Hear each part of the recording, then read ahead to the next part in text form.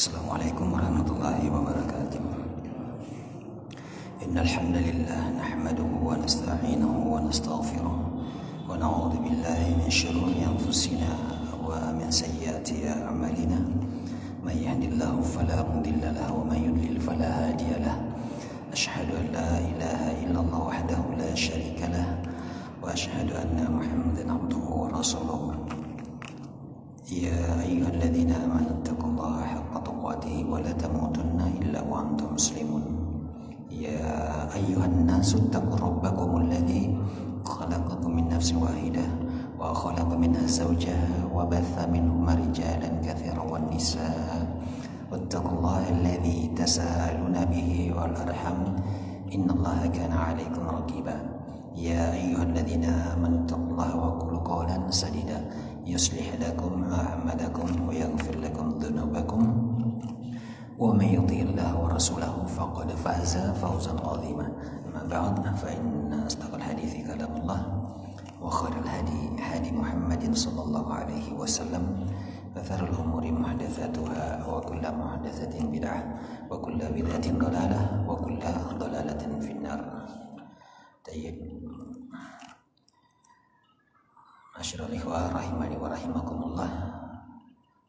Kembali kita memuji Allah Subhanahu wa taala atas segala nikmat yang diberikan sampai pada saat ini kita masih diberikan kesehatan, kesempatan untuk berkumpul, bertemu di dalam majelis ilmu.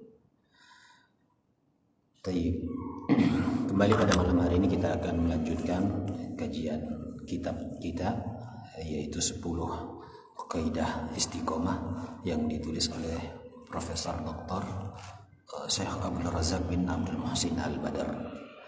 Dan alhamdulillah kita telah sampai pada kaidah kedua, yaitu hakikatul istiqomah. Hakikat istiqomah yaitu al-luzum min manhaji al-qawimi wa siratil mustaqim. Hakikat istiqomah yaitu menetapi atau berkomitmen di atas jalan kebenaran dan di atas jalan yang lurus. Baik. Kemudian qala Syekh hafizahullah taala mengatakan wa nastarshidu fi ma'rifati haqiqatil al-istiqamati bil wuqufi ala nuqulil mubarakati an sahabati wat tabi'ina lahum bi ihsan fi bayanin ma'naha wa tawdihi haqiqatiha. Dan kata Syekh di sini, kami memohon bimbingan di dalam mengenal hakikat istiqomah, yaitu dengan mencukupkan mengambil nukilan-nukilan yang penuh berkah dari para sahabat dan para tabi'in, yang dimana mereka ini adalah orang-orang yang terbaik di dalam menjelaskan makna serta hakikat istiqomah. Baik. Kemudian nukilan pertama ini disebutkan oleh Syekh dari perkataan As-Siddiqul Ummah. As-Siddiqul Ummah ini adalah Abu Bakar radhiyallahu anhu, orang jujurnya umat ini.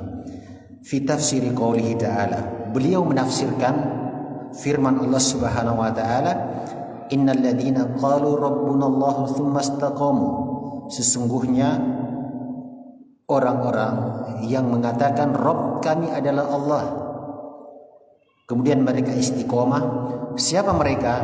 Maka Abu Bakar radhiyallahu anhu mengatakan mereka adalah humul ladzina lam yusriku billahi syai'a. Mereka adalah orang-orang yang tidak menyekutukan Allah Subhanahu wa taala dengan sesuatu. Dan ini kita sudah bahas pada pertemuan pertama. Siapa yang dimaksud orang-orang yang mengatakan qalu rabbunallah, Rabb kami adalah Allah. Mereka yang memurnikan tauhid, baik dari sisi rububiyah, uluhiyah maupun asma wa sifat. Mereka lah orang-orang yang istiqomah. Ini disebutkan oleh Abu Bakar radhiyallahu anhu. Kemudian di nukilan yang kedua yang diriwayatkan dari Umar ibn al-Khattab. Apa kata Umar ibn al-Khattab? Beliau mengatakan annahu qara'a hadhihi al-ayata 'ala al-mimbar. Bahwasanya ketika beliau membaca ayat yang kita maksud ini adalah innal ladzina qalu rabbuna Allah tsumma istaqamu. Ketika beliau membaca di atas mimbar, lalu kemudian beliau menafsirkan ayat ini, apa kata beliau? Faqala lam yaruhu rawghani tha'labah. Itu mereka adalah orang-orang yang tidak berbolak-balik, tidak menoleh ke kanan dan ke kiri seperti tolehannya rubah atau musang. Ya, bagaimana kalau musang jalan untuk menoleh ke kiri dan ke kanan? Maka seseorang yang istiqomah itu ketika mengamalkan agamanya, menjalankan apa yang disyariatkan oleh Allah Subhanahu wa taala, maka dia tidak jalan seperti jalannya rubah, seperti jalannya musang. Misalkan ketika seseorang hendak mengamalkan satu perkara sunnah, kemudian dia melihat belum ada orang yang mengamalkan sunnah tersebut di tempatnya. Boleh jadi karena orang-orang di situ belum sampai ilmu kepada mereka. Akhirnya dia juga tidak mengamalkan sunnah tersebut, padahal dia tahu ilmunya, dia sudah belajar. Maka dalam keadaan seperti ini dia harus yakin dengan janji-janji Allah Subhanahu wa taala. Dia yakin bahwa ini adalah sunnah, maka dia mengamalkan sunnah tersebut. Sekalipun di kampungnya itu tidak ada orang yang mengamalkan amalan tersebut, akan tetapi ketika dia yakin bahwa amalan itu benar-benar dari Rasulullah sallallahu alaihi wasallam yang sampai kepadanya melalui para ulama. Para ulama di atas pemahaman para salafus saleh, maka ketika itu dia mengamalkannya. Dan ketika dia mengamalkan amalan sunnah dalam keadaan bersendirian itu, insya Allah dia akan mendapatkan pahala yang sangat besar. Karena mengamalkan sunnah dalam keadaan sendirian itu fitnahnya sangat besar sekali. Inna min idhamil jaza ma'a idhamil bala. Sesungguhnya di antara faktor yang menjadi pengaruh besarnya pahala seseorang, wa innallaha ta'ala idza ahabba qauman ibtalahum. Itu bersama besarnya ujian yang diterimanya dalam mengamalkan amalan tersebut. Inna min idhamil jaza ma'a idhamil bala. Sesungguhnya di antara faktor yang menjadi pengaruh besarnya pahala seseorang yaitu bersamaan besarnya ujian yang diterimanya dalam mengamalkan amalan tersebut. Wa innallaha ta'ala idza ahabba qauman ibtalahum. Dan sesungguhnya Allah Subhanahu wa taala, jika Allah Subhanahu wa taala mencintai suatu kaum, maka Allah Subhanahu wa taala akan mengujinya. Faman radiyallahu falahu ridha wa man sakhita fala sukhut. Maka barang siapa yang ridha dengan ujian Allah Subhanahu wa taala, maka keridhaan Allah untuknya. Dan barang siapa yang murka terhadap apa yang diberikan oleh Allah Subhanahu wa taala, maka kemurkaan Allah Subhanahu wa taala untuknya. Jadi semakin berat ujian seseorang mengamalkan amalan ketaatan kepada Allah Subhanahu wa taala, maka akan semakin besar pula pahala yang akan didapatkannya. Semoga kita dimudahkan oleh Allah Subhanahu wa taala dalam melakukan segala amalan-amalan ketaatan. Tidak pimplan, tidak tengok kanan tengok kiri seperti rubah. Ini yang dimaksud apa yang disebutkan oleh Umar ibn al-Khattab. Kemudian kita lanjut tafsir dari seorang sahabat yang digelari Turjumanul Quran, ya, pakarnya di bidang tafsir Al-Quran, yaitu Ibnu Abbas radhiyallahu anhuma. Ya. Apa kata beliau? Wa an ibni Abbas radhiyallahu anhuma fi makna qaulihi ta'ala.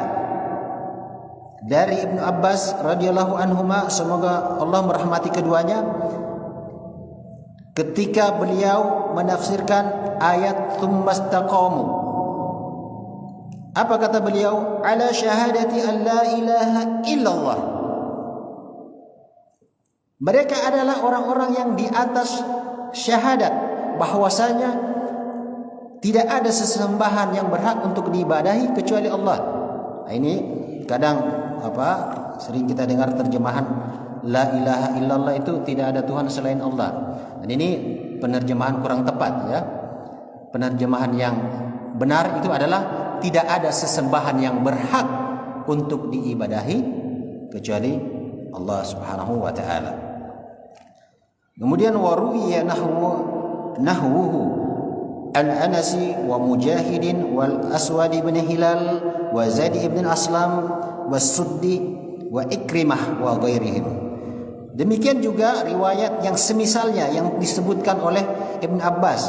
Maka para tabi'in juga menyebutkan tafsiran seperti yang diungkapkan oleh Ibn Abbas, ya, yang datang dari Anas.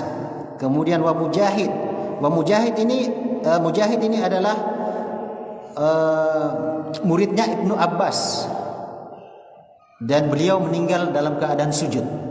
Muridnya Ibnu Abbas meninggal, wafat di tahun 104 Hijriah. Kemudian wal Aswad ibn Hilal. Aswad ibn Hilal ini seorang tabi'in, wafat di tahun 84 Hijriah. Kemudian disebutkan juga wa Zaid ibn Aslam. Zaid ibn Aslam ini seorang tabi'in, wafat di tahun 136 Hijriah. Dan As-Suddi ini wafat di tahun 127 Hijriah. Kemudian Ikrimah ini adalah dulunya dia seorang budak, ya, kemudian dimerdekakan oleh anaknya Ibnu Abbas. Beliau wafat di tahun 104 Hijriah. Semua para tabi'in dan sahabat Ibnu Abbas ini menafsirkan ayat tsumastaqamu, yaitu ala syahadati alla ilaha illallah, di atas syahadat la ilaha illallah. Kemudian nukilan selanjutnya masih dari Ibnu Abbas, beliau mengatakan istaqamu ala ada'i faraidihi, yaitu istiqomah di atas menunaikan segala kewajiban-kewajibannya. Ya, jadi ini yang paling pokok ini, yaitu seseorang menunaikan kewajiban yang telah dibebankan oleh Allah Subhanahu wa taala kepada dirinya. Maka kalau kemudian dia menunaikan kewajiban itu dengan sebaik-baiknya pada dirinya, maka hendaklah dia juga menambah dengan amalan-amalan sunnah. Namun intinya kita harus mendahulukan yang wajib daripada yang sunnah. Karena ada sebagian juga dari kaum muslimin, mereka terkadang lebih mendahulukan perkara yang sunnah daripada perkara yang wajib. Jadi perkara yang wajib dijaga, kemudian ditambah dengan perkara-perkara yang sunnah. Karena Allah Subhanahu wa taala mencintai perkara yang wajib.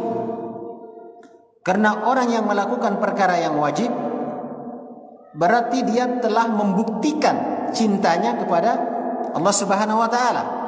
Berbeda dengan orang yang melakukan perkara-perkara yang sunnah. Dia baru berusaha menarik cintanya Allah Subhanahu wa taala. Ya, berbeda ya. Ini disebutkan dalam sebuah hadis qudsi. Wa ma taqarraba ila 'abdi bi syai'in ahabba ilayya mimma aftaratu alaihi wa ma yazalu 'abdin yataqarrabu ilayya bin nafali hatta ahabbahu. Dan tidaklah seorang hamba mendekat kepadaku yang lebih aku cintai daripada apa-apa yang telah aku wajibkan kepadanya. Hambaku itu terus menerus mendekat kepadaku dengan ibadah-ibadah sunnah hingga aku pun mencintainya.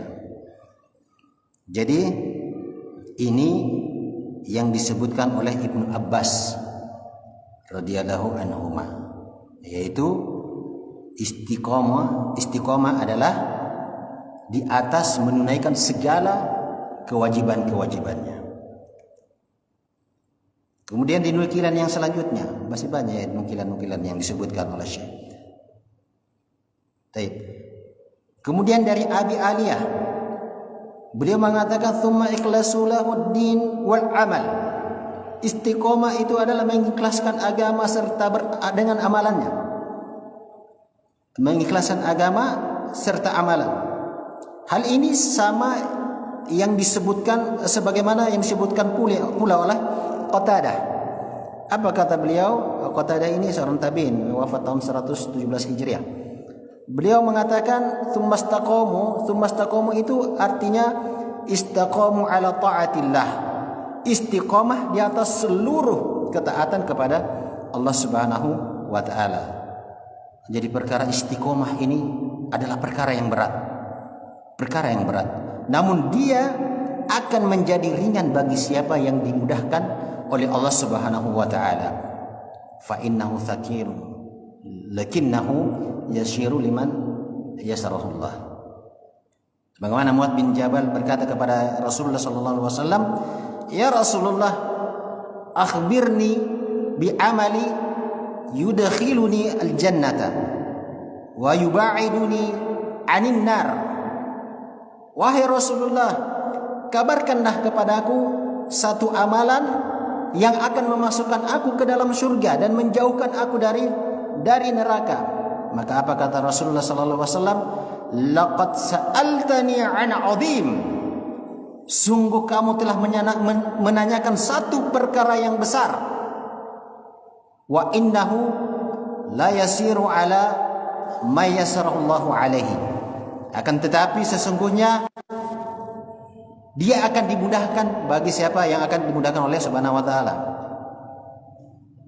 Artinya perkara itu mudah bagi siapa yang dimudahkan oleh Allah Subhanahu wa taala. Jadi perkara masuk surga itu berat. Karena orang yang mau masuk surga itu bertentangan dengan hawa nafsunya. Pertama, dia harus melawan kejelekan amalan dari dirinya. Kemudian yang kedua, dia juga harus melawan bisikan-bisikan syaitan. Nah, dua arah inilah yang banyak membuat manusia terjatuh ke dalam dosa dan maksiat. Maka sepatutnya lah dia banyak berlindung kepada Allah Subhanahu wa taala. Karena jiwa ini selalu mengajak kepada kejelekan. Kecuali siapa yang dirahmati Allah Subhanahu wa taala. Wa sayyi'atina a'malina. Makanya di khutbatul hajjah itu disebutkan wa na'udzubillahi min syururi anfusina wa sayyi'ati a'malina. Kami berlindung dari kejelekan diri-diri kami dan keburukan amalan-amalan kami. Nah, apabila ini dipahami dengan baik, maka kita akan mudah memahami hadis Rasulullah sallallahu alaihi wasallam yang mengatakan bahwa di bulan Ramadan itu para syaitan dibelenggu. Di bulan Ramadan itu para syaitan dibelenggu. Tapi kenyataannya di bulan Ramadan itu masih banyak orang-orang yang jatuh ke dalam perbuatan maksiat. Artinya syaitan memang dibelenggu, tapi kejelekan di dalam diri kita yang membuat kita terjatuh ke dalam dosa dan maksiat. Olehnya itu kita berlindung dari dua hal ini, ya, dari kejelekan diri kami dan amalan-amalan kami, wasayyiati a'malina. Baik. Kemudian selanjutnya qala Syekh hafizahullah taala, ini Syekh menukil lagi dari Ibnu Rajab. Banyak yang dinukilkan. Ini sepertinya Abu Bakar nukilannya, tafsirannya lain. Kemudian Abu Bakar juga Umar bin Khattab juga lain. Kemudian Ibnu Abbas tafsirannya juga lain. Gimana ini mengkompromikan? Tapi nanti akan saya nanti akan jelaskan di sini, ya. Kita selesaikan dulu. Baik.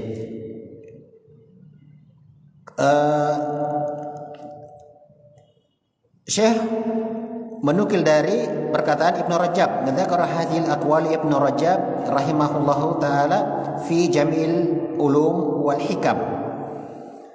Ibnu Rajab menyebutkan di dalam kitabnya Jamil Ulum, nama kitabnya, ya. Kemudian thumma arrafa al-istiqamata biqaulihi. Kemudian beliau mendefinisikan istiqomah dengan ucapannya, wal istiqomah hiya sulukus siratal mustaqim, adalah jalan untuk menempuh. Istiqomah adalah menempuh jalan yang lurus. Wa huwa ad-dinul qayyim. Istiqomah adalah menempuh jalan yang lurus dan menempuh agama yang kokoh. Min ghairi ta'rijin anhu yamnatan wala yasratan, dan tidak condong ke kanan ataupun ke kiri.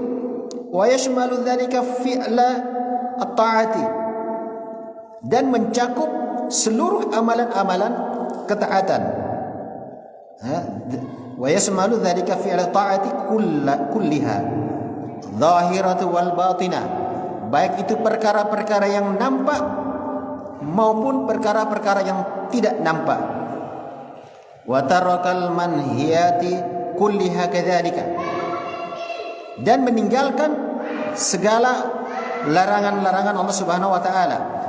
Fasarat hadhihi alwasiyatu jami'atu lihisali ad-din kulliha, maka ini akan menjadi wasiat secara keseluruhan, ya, menjadi wasiat di dalam seluruh perkara agama. Intaha kalam. Baik.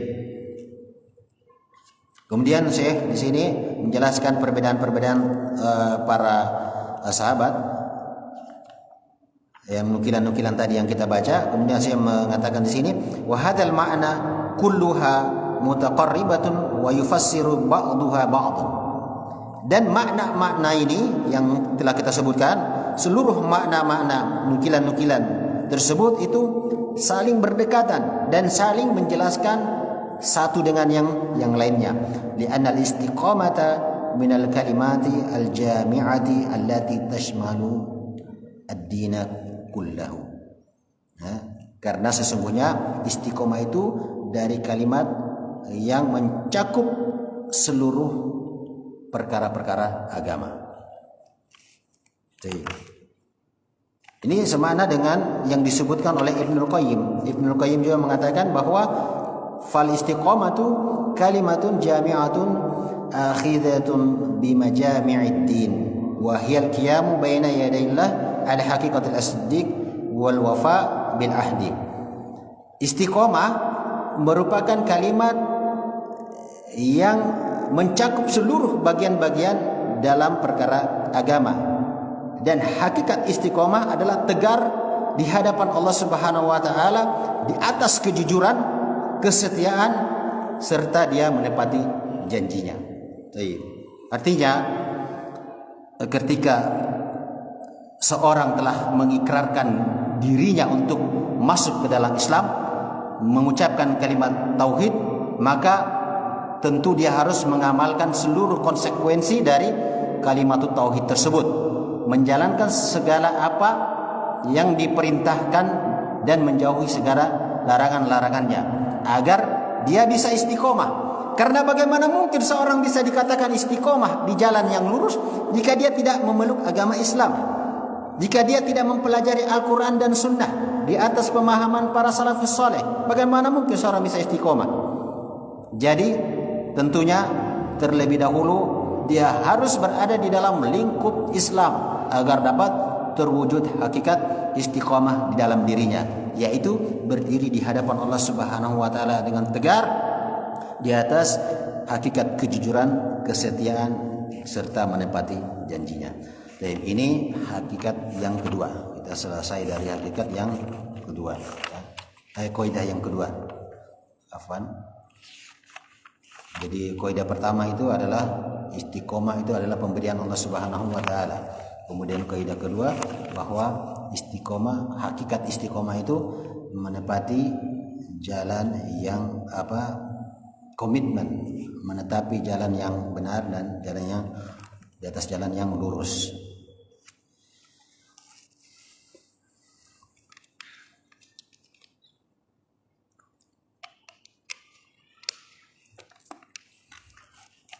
Kemudian kita masuk di kaidah yang ketiga, ya.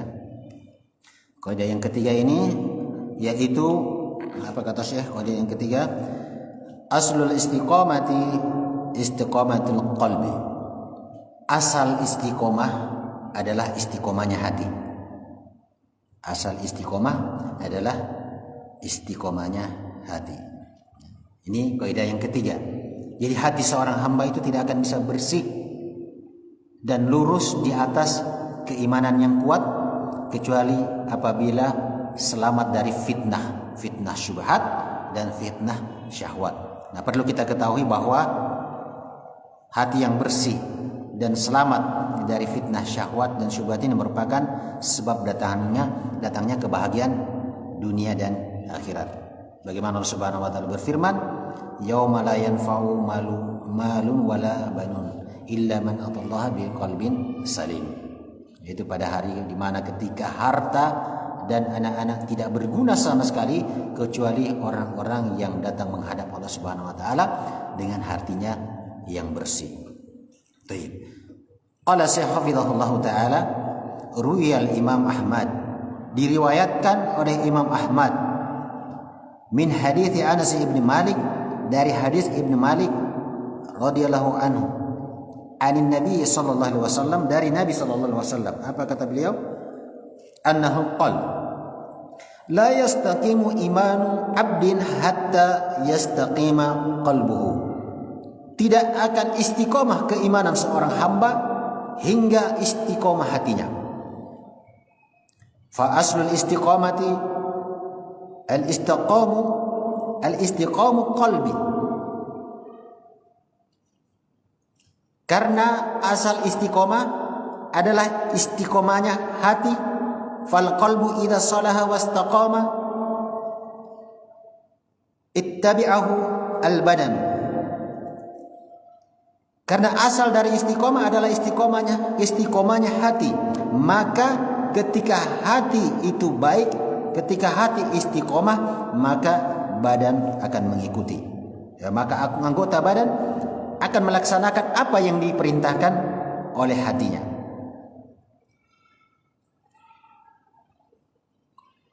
Qala Al-Hafidh Ibn Rajab.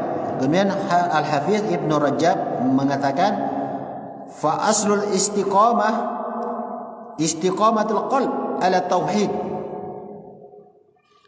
Dan asal dari istiqomah adalah, ini perkataan Ibn Rajab, dan asal dari istiqomah adalah istiqomahnya hati di atas tauhid. Kembali lagi kepada tauhidnya. Dan orang-orang yang menyempurnakan tauhid ini akan mendapatkan dua keselamatan. Ya. Ini yang disebutkan ya dari Al-Hafidh Ibn Rajab. Fa aslul istiqomah, yaitu istiqomahnya hati di atas tauhid.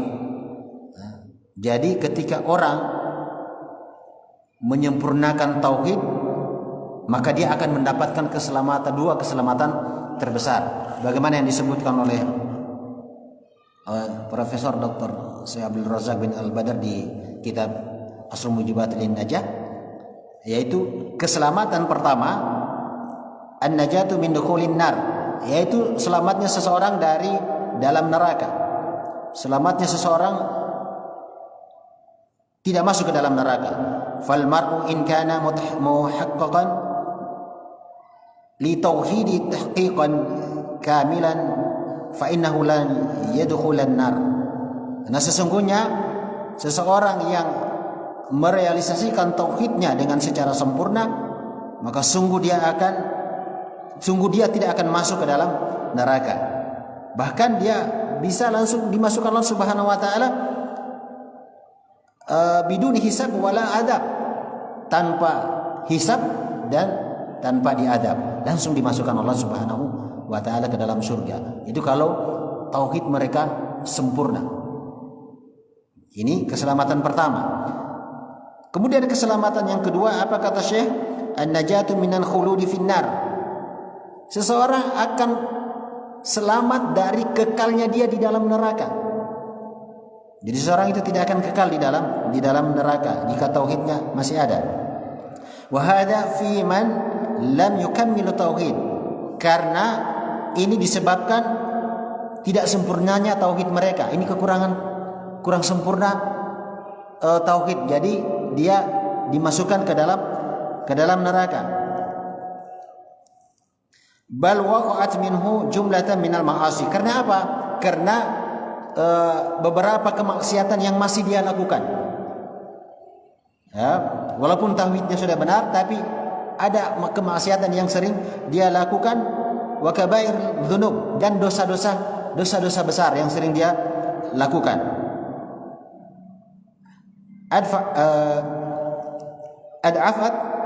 Ad'aftu imanahu wa tauhidahu. Dan hal ini menyebabkan lemahnya imannya. Karena perbuatan maksiat dan dosa-dosa besar yang dia lakukan, walaupun tauhidnya sudah benar, akan tetapi masih ada perkara maksiat dan dosa yang dia lakukan, maka hal ini melemahkan imannya. Dan pada akhirnya istahaqqa dukhulan nar. Dia berhak masuk ke dalam neraka. Namun berhak di sini berarti tidak mutlak dia harus masuk, tidak.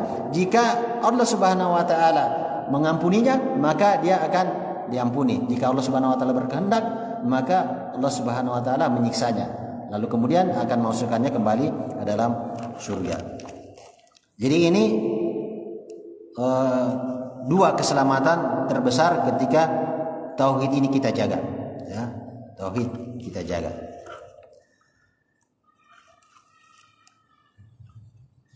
Taib. Kemudian disebutkan kama fassara Abu Bakrin As-Siddiq wa ghairuhu qaulahu.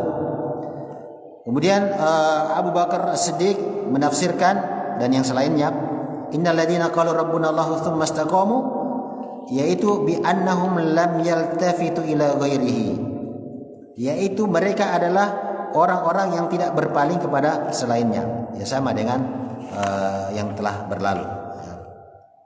Ini tafsiran dari Abu Bakar As-Siddiq. Baik. Qala Syekh hafizahullah taala, famata istiqama al-qalbu ala ma'rifatillah wa ala khasyatihi wa ijlalihi wa mahabatihi wa mahabbatihi wa iradatihi wa rajaihi wa du'atihi wa tawakkuli alaihi. Maka ketika hati istiqomah di atas mengenal Allah Subhanahu wa taala, ketika hati istiqomah di atas ketakutan kepada Allah Subhanahu wa taala, di atas pengagungannya, kebesarannya, kecintaan, wa iradati, kehendaknya, wa rajaihi, pengharapannya, dan doa serta bertawakal kepadanya, wal i'radi amma siwa, serta berpaling kepada selainnya. Maka ketika hati istiqomah di atas semua itu, maka istiqamatul al-jawari kulluha ala ta'atihi, maka seluruh anggota badannya akan ikut istiqomah di atas ketaatan. Fa inna qalba huwa malikul a'dha, karena sesungguhnya hati itu adalah pemimpin anggota badan. Hati itu adalah pemimpin dan anggota badan adalah pasukannya, tentaranya. Faida istiqamah al-malik, maka ketika istiqamah seorang raja, istiqamat junuduhu wa riayati, maka istiqamah pula tentaranya, pasukannya serta rakyatnya. Karena hati ini adalah rajanya, maka amalan hati ini memiliki kedudukan yang sangat agung. Bisa dikatakan pahala dari amalan hati ini lebih besar daripada amalan badan. Sebagaimana dosa hati lebih besar daripada dosa anggota badan. Oleh karena itu, kita dapati dosa kekufuran dan kemunafikan, kemusyrikan itu lebih besar daripada dosa zina, riba, minum khamar atau yang dan sebagainya. Ya. Baik. Saya sedikit. Kemudian disebutkan di dalam Sahihain dari hadis Bukhari dan Muslim, Ani Nu'man ibn al-Bashir, dari Nu'man ibn Bashir radhiyallahu anhu. Beliau mengatakan, sami'tu Nabi sallallahu alaihi wasallam, aku mendengar Nabi sallallahu alaihi wasallam bersabda, inna fil jasadi mudghah idza salahat salahal jasadu kulluhu wa idza fasadal jasadu kulluhu ala wahya qalb. Sesungguhnya di dalam jasad itu ada segumpal daging. Apabila daging itu baik, maka baiklah seluruh anggota badan. Dan apabila segumpal daging itu rusak, maka rusaklah seluruh anggota badan. Ketahuilah dia adalah hati. Baik. Wa yaqulu Ibnu Qayyim rahimahullahu taala fi muqaddimah kitabih, dan Ibnu Qayyim rahimahullahu taala mengatakan di dalam pembukaan kitabnya Inayah al-Hafan, ya, beliau mengatakan walamma kana al-qalb li hadhihi al-a'dha kal maliki al-mutasarrif fil junud alladhi tasduru kulluha an amri. Nah, sedangkan hati bagi anggota badan ini diibaratkan seperti seorang raja, ya. Seorang raja yang mengatur seluruh pasukannya. Kemudian mengeluarkan perintah. Wa yasta'miluha fiha fima syaa, dan menggunakan wewenangnya sesuai dengan kehendaknya. Fakulluha tahta ubudiyatihi wa qahrihi, maka semua itu, yaitu tentara itu di bawah perintah dan kehendaknya. Wa taktasibu minhu al-istiqamata waz-zayagha, dan raja menentukan hatinya apakah dia istiqomah atau dia menyimpang. Wattabi'ahu fima ya'qiduhu minal azami au yahulluhu, dan hati itu akan mengikuti anggota badan itu akan mengikuti hati tersebut, apakah yang ditetapkan itu berupa keinginan atau membatalkan. Jadi kalau hati istiqomah, maka anggota badan pun istiqomah, dan sebaliknya jika hati menyimpang, maka anggota badan pun akan menyimpang. Baik, mungkin ini saja dulu yang bisa kita sampaikan. Nanti pekan depan kita lanjutkan, sedikit waktu. Baik, saya akhiri. Subhanakallahumma bihamdik, asyhadu an la ilaha illa anta astaghfiruka wa atubu ilaik. Assalamualaikum warahmatullahi wabarakatuh.